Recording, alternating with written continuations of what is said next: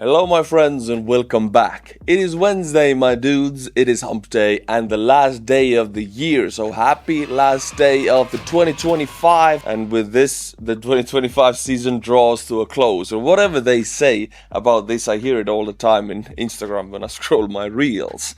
Well, a lot happened for the final episode of 2025. Before we get into any of that drama, I just want to show you a very much drama-free Ukrainian unit doing morning yoga in the snow. Just because, why not? It's the last day of the year, I'll take my time and show it to you. Nothing happens here. There's no drama, there's no point to it. It's just nice, just wholesome. These troops doing their, I don't know how to call it in English, these positions. You all know these positions. You know, soccer moms do it a lot. I have done it a lot. It's really nice. Alright, enough of that peaceful stuff. Let's get into the drama. Well, first drama. Putin decided to call up the Russian reservists. He released an ukaz, or a decree or an order, pretty much, to call up a certain number of Russian reservists who have gone through the conscription and now are in hot reserves. Hot reserves meaning the last few years of trainees who have finished conscription. And the reason for that is that important sites in Russia need to be guarded. So they are not going to be sent to Ukraine because they have to guard important sites in Russia. Psych! They obviously will be sent to Ukraine, to the front lines, because that's how things are in Russia. Well, this ukaz has been signed. What might be expected for these reservists who now go to the training to guard important sites? Well, I have a video for you right here. This comes from Huliapole in southern Ukraine, and we see about 40 plus Russians just marching on the front line. No infantry fighting vehicles, no armored personnel carriers, no tanks, nothing except feet. 2 feet. Psych. Some of them have 1 foot, because, you know, Russia is known for their crippled battalions, and they approach like that. In a straight line, no pattern to it, just march on the road, not on the field, just march towards Ukrainian positions and soak up some of that sweet Western ammunition with your bodies. That's what we saw yesterday in the Hulyapole direction in southern Ukraine. This is what the reservists might expect when they're being called up right now by the ukaz of Putin. By the way, if you're wondering what happened to this column that marched up, men by men like that, I have a very short video for you. It happened what always happened. This almost happens daily in the front lines, and they were made into manure for the future crops that is going to be grown on that field. They're all gone by the Ukrainian Baba Yaga bombers, heavy bombers. They're gone, blown to bits, sleeping with the fishes, sent to meet with their makers, pushing up sunflowers. That's all I got for now. Let's also go to Dobropillia direction. I'm sure you heard that name quite many times.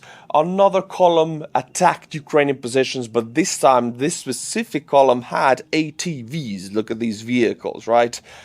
Of course, they're not armored or nothing. They're just very fast and agile. That's their plus, and that's where their pluses usually end. They were, of course, blown to bits. We have videos of it. I'm not going to show that to you. What I want to guide your attention to is the first guy on an ATV with a neon vest. If you really think about it, yeah, you've been in training, Estonia, United States, or Germany, it doesn't matter. You're in training, and these guys wear these neon vests because they are the officers who guard the training area, who control that the conscripts or trainees do the right thing, shoot in the right direction, use the right ammunition, don't flag anybody with the guns, nobody gets lost. That's their goal. But if a Russian soldier wears that on the front line, you might deduct different information from it. Why would they wear it? Number one goal is to camouflage yourself. If your goal is to make yourself really visible, that might give us an idea of the quality of the troops, because if somebody needs to be very visible and is on the front, we can assume that he needs to be neon so everybody could see him, Everybody could know he is the leader, follow his orders. Why would you need to do that? Well, when your soldiers' training level is extremely low, then they don't have to think. Just follow the guy with the neon vest. Just do what he does. Just listen to his orders. A little bit of training and you don't need that neon vest. You can just, you know what to do. But if you don't have that, you gotta put one guy in a neon vest to the very front of the convoy. This vest gives us a lot more information than you might think. Now, my friends, let's travel to Moscow. Yesterday, 30th of December, so one day before New Year's, Ukraine struck some electrical infrastructure around Moscow and some substations around Moscow. And usually when they hit it, Russians repair it quite quickly. Same thing goes to Ukraine. When Russians hit it in Kyiv, Ukrainians repair it quite quickly. But this time something went different, very different. A substation was hit, and then for quite a few hours an entire district of Moscow, Ramenskoye, was without power. We're talking about 600,000 people without electricity in these high-rise apartment buildings. This is what, 15 stories and extremely wide. So one of these buildings houses an entire village. Talking what, 1,000, 2,000 people in only one building. And without electricity, and electricity is also connected to central heating systems, since the pumps and everything, hot water doesn't get into the radiators, meaning the minus degrees in Moscow right now are getting into these apartments. No heating, no electricity, so all of these people, we're talking 500,000 people and more, are in the cold. And yes, this is the very moment Russians actually deployed mobile generators. We have the very moment recorded when the electricity was restored. Well, not restored, but the mobile generators switched in. When I say mobile generators, I actually mean generators on wheels. Moscow has these emergency generators that are trucks, which have these big generators in the back, and they can be deployed to any city, area, district which doesn't have electricity. And Moscow deployed tens of them. The Ramenskoye district.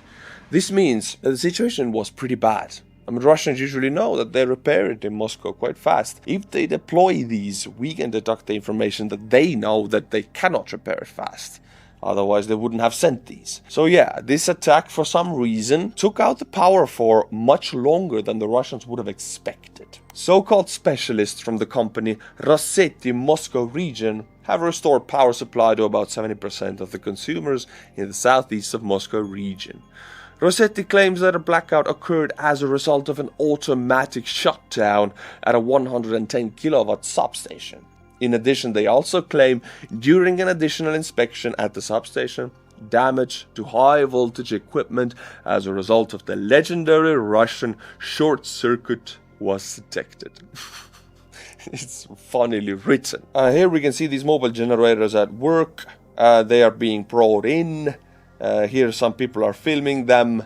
Point is, if you're trying to keep the heat and electricity going for 500,000 people by mobile generators running on diesel, it's doable, but it's not a solution. It's a massive band-aid. By now they have fixed the issue at the substation, but it just goes to show that if Ukraine decides to strike certain weak points in the Moscow electricity grid, they are able to knock out massive areas from electricity and heating. The question is, do they want to do that in the future? The situation shows us that it is possible. If internal tensions in Moscow, Ukrainians perhaps want to raise them, want to raise the people's dissatisfaction, want to get them out on the street, then that's one way to do that. Alright, enough of that stuff. Yeah, Russians sitting in the cold. That's all a lie. In St. Petersburg, look, they are getting a free spa. If you live in Russia, you quite often get free stuff from the state. For example, some potatoes when your son dies on the front. Perhaps someone else gets a microwave, somebody else gets a freezer. Well, this specific street residents in St. Petersburg, they're getting a free spa of steam saunas and hot water.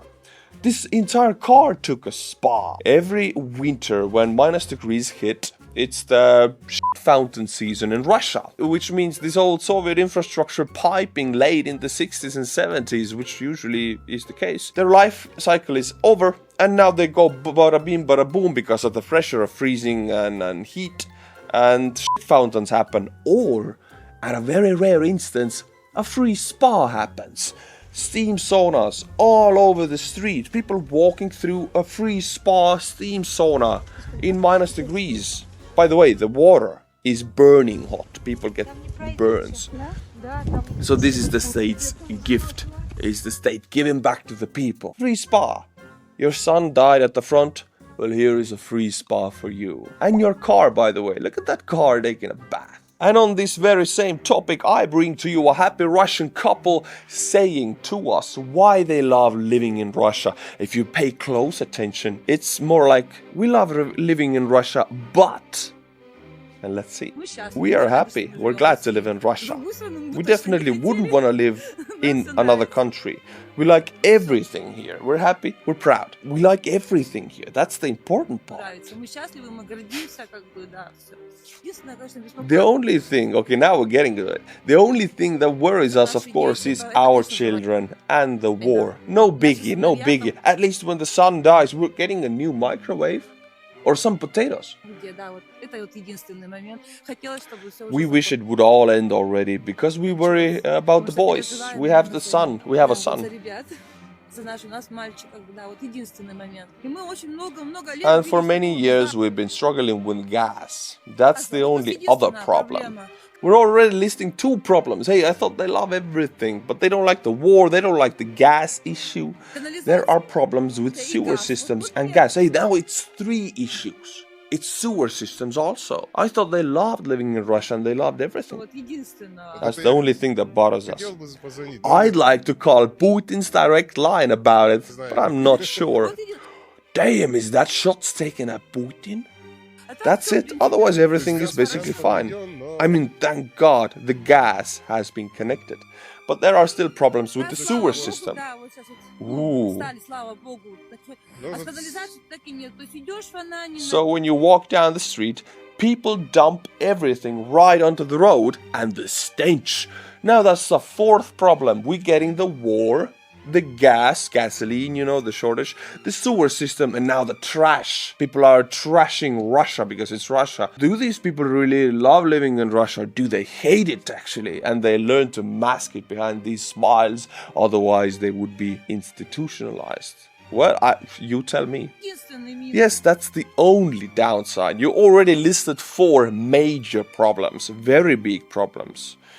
If only this problem could be solved. It's so weird.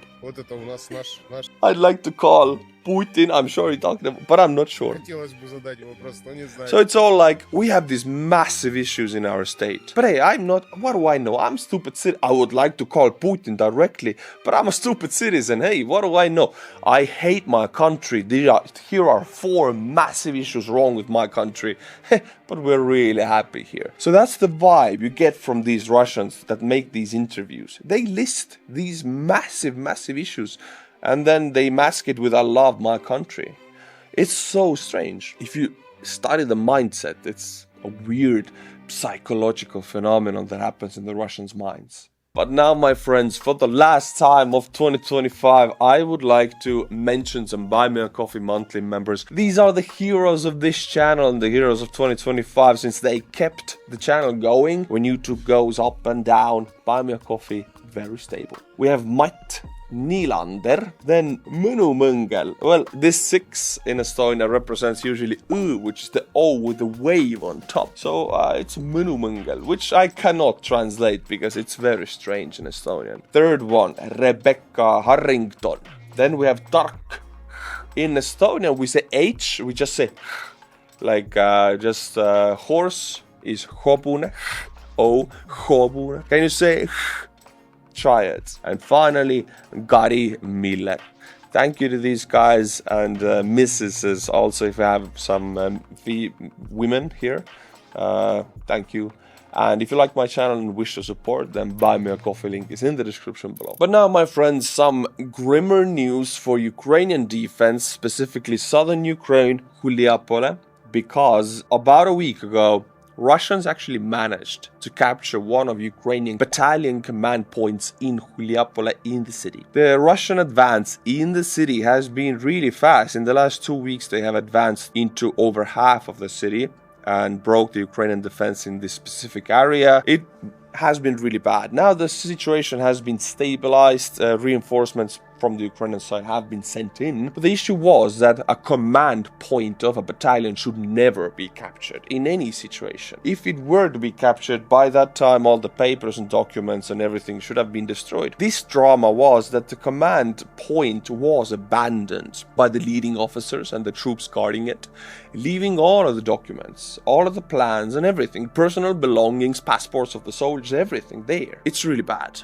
And Syrskyi, the chief of staff of the Ukrainian army, started an investigation about it, and they should, of course, because this is almost a criminal activity to do that. It's either neglect or a massive plunder, a mistake. Well, it should be investigated. Ukrainian forces lost a command post in the Huliapole sector and allowed Russian troops to advance after the 102nd Brigade failed to hold its defenses. Syrskyi said that Ukrainian forces had the opportunity to destroy the equipment and materials before withdrawing to prevent them from falling into Russian hands, but failed to do so. The battalion command could have been structured differently, Syrskyi said, adding that reinforcements from the 5th Assault Brigade were already on their way to the battalion at the time when the command post was abandoned. So this was a massive plunder by the Ukrainian 102nd Brigade leadership. And it was a success for the Russians. They captured all of these documents, defense plans, defense locations. It was really bad. The investigation has been started, and it's really important that everybody talks about this, because if we wouldn't, it would be much more like Russia when these things happen and they're quieted down and no investigation really follows, or if it does, there's a scapegoat who flies out of the window. We need to find out what happened, we need to draw conclusions, we need to learn from it step by step, and this must not happen again. But again, now going to some good news, some heartwarming news, some barbecue news. It warms my heart seeing the Russian oil infrastructure burning to smithereens, specifically the Tuapse oil refinery in the port city of Tuapse. We have... Okay, I wanted to say, we have this video, it's really beautiful, but listen to the sounds. It's always the Russians, the local Russians filming everything and giving their own personality to it. Just listen to it. Нихуя себе подарок, блядь, which I cannot translate. One of the words is a gift, but the rest of the words I cannot translate because the English language lacks the filthiness of that. And the women said, Ded Moroz something, so it's, oh, Santa Claus came, and the man is saying, oh, gifts, in a very filthy way. It's... Это бля ёлочка гори. Это бля ёлочка, I think he's saying, this is our Christmas tree burning, or something like that. They don't give an F, because Russian people, they don't see this, like, they don't identify with the well-being of the state so much as an Estonian perhaps would.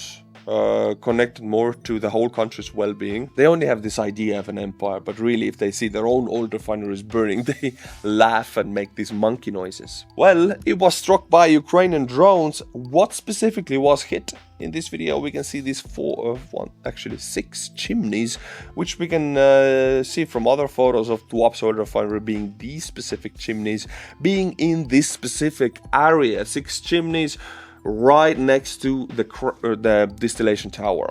Again, correct me here if I'm wrong, but the distillation tower is where the oil is being heated up, and all of these oil products like kerosene, gasoline, diesel, and mazout and the fuel oil, everything comes out of it. So this is a heart and mind and everything of the refinery, and the fire was here. So Ukrainians struck the right location specifically. Let me also show you the geolocation of the fires and the chimneys. So these areas, both, these are the chimneys, the fire is a little bit left of it, so exactly at the distillation tower area, which means that this Tuapse oil refinery is knocked out cold Wow. And for the final news, I want to show you, because Russians really are pushing this information through every hole, that they have reopened the Mariupol drama theater building. They have renovated it. Well, they were the ones who destroyed it. Not only destroyed it, but if you look at this video, this is April 10th, 2022, and they destroyed Mariupol drama theater, and in front of it, with big white letters in Russian, are written Deti, which means children, because there were about 500-600 women and children taking refuge from the Russian aviation in that drama theater. What did the Russians do after seeing this big letter? Well, they dropped 2 500-pound glide bombs onto that drama theater, killing most of the people taking refuge.